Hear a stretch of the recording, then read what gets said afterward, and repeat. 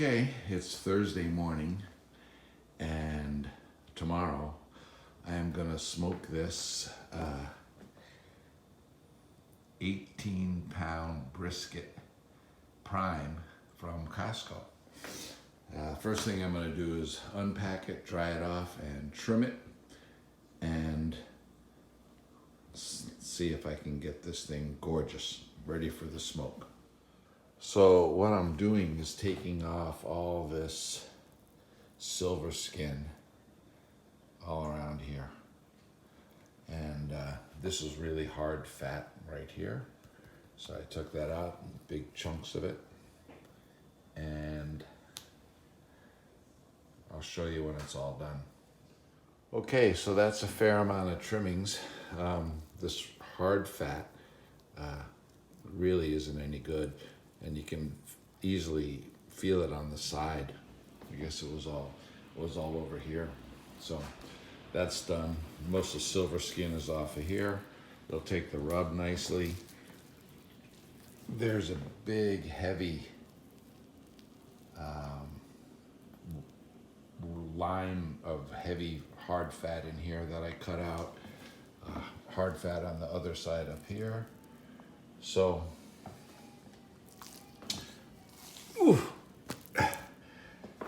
nice, relatively thin fat cap here. Should be good. We'll find out in about, tomorrow. Okay, it's 5:30 in the morning. I just started the grill. This meter thing over here is a Wi-Fi enabled temperature probe I'm using for the first time.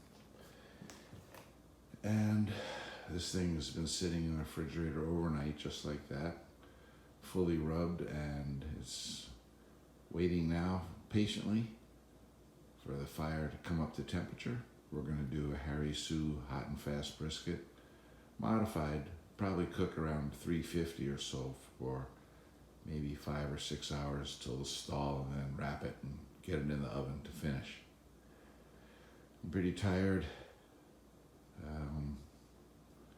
Let's get this sweetheart on the grill as soon as we can. Okay, so I put the brisket on a couple of pieces of wood underneath, like Harry Sue says, so the water drops or the juice kind of rolls off, so I get a nice spark. And we'll see how this comes out. Okay, so the meat has been on about an hour, and you can see that nice blue smoke coming out. That's supposed to be just right. And I've got this thing rolling around 350 degrees inside. I'm at the second line on the opening here. There's like a little line right under there. It's hard to see.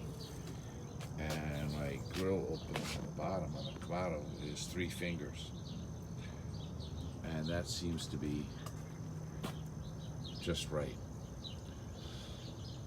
I'm dying to open this up and look at it, but the saying is, if you're looking, you're not cooking.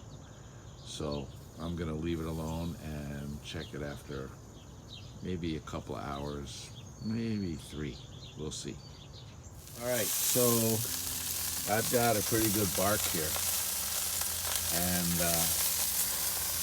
the internal temperature is, I don't know, maybe 110, 15 or something like that.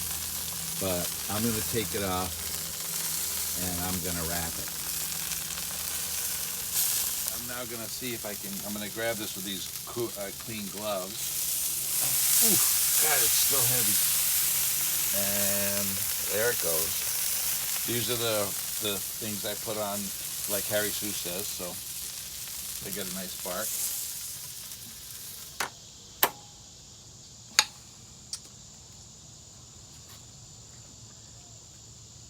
Okay, so now, that's heavy.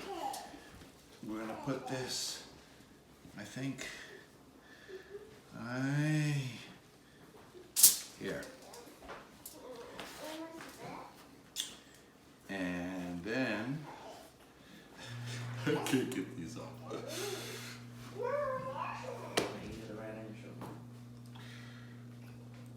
I'm gonna swap out.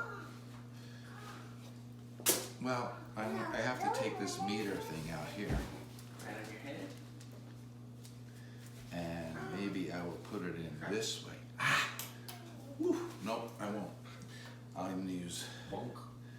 Yeah, I'm gonna try to use the meter thing to tell me the internal temperature. So I'm gonna put that in like that.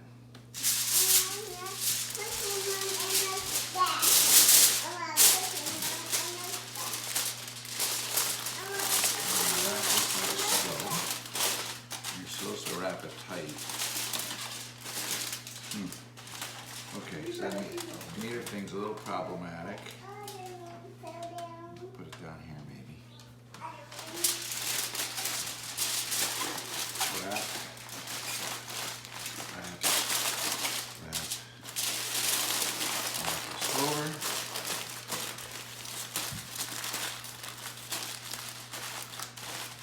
And now this goes in a 225-degree oven until it's probe tender.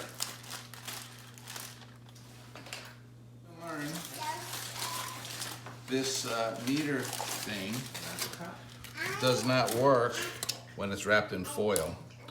So instead, I'm going to use my Thermopen and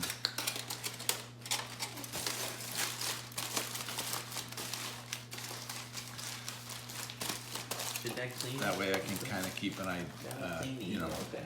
a handle on the temperature. Okay, so it says, let's see, 193, but this is the flat here, and this just goes in like it's so tender. It's the most tender flat I've ever made, and of course the point is really this just drops in.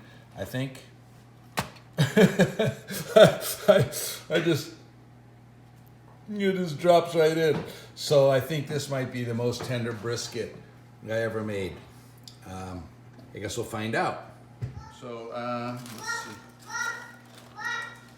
see. Ooh, it's still pretty heavy. All right, let's do some slicing. Just do a little slicing here.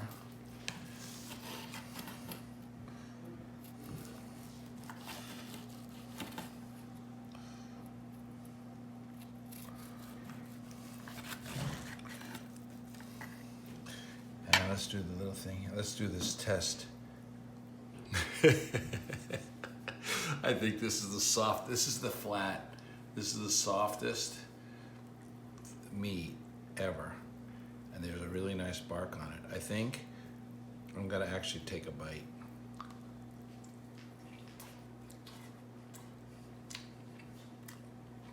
Yeah, this is my best one yet. Okay, I've just sliced through this, and here, this is what they show you on YouTube. The guy grabs it like this, and then just oozes the juice out. Okay. Well, I'm cutting this up into portions, big slabs, to freeze, and then we'll enjoy later. But this really is the first time I ever made anything with a really good bark, and it's delicious. So here's a picture of the point sliced into pretty thick slabs. And